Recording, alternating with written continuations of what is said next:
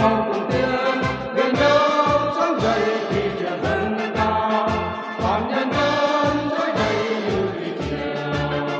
Vì nhân dân ta ra đi diệt hết nụ đế quốc Mỹ, giải phóng tung bay hùng vĩ.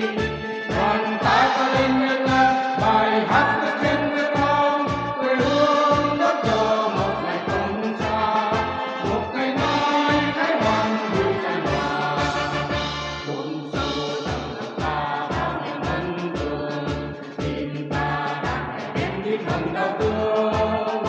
Hồn quê cho tràn đầy phố lớn tươi lời cháy, ra đi ước hẹn ngày về thăm quê.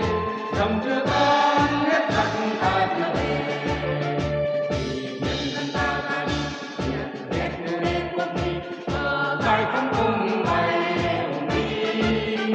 Đoàn ta cho lên nghiêng ngang bài hát viết trên quê hương, quê hương đón chờ một ngày không xa, một ngày mai Thái Hoàng vui tràn hòa.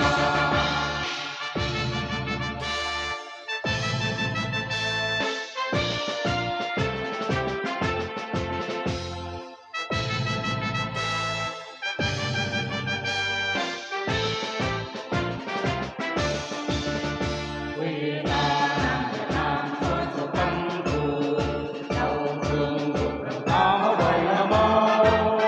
Công nông màu hùng lên, trí thức màu cùng tiếng, biển đông sóng dậy vì chiều dâng cao, toàn nhân dân trỗi dậy như thủy triều.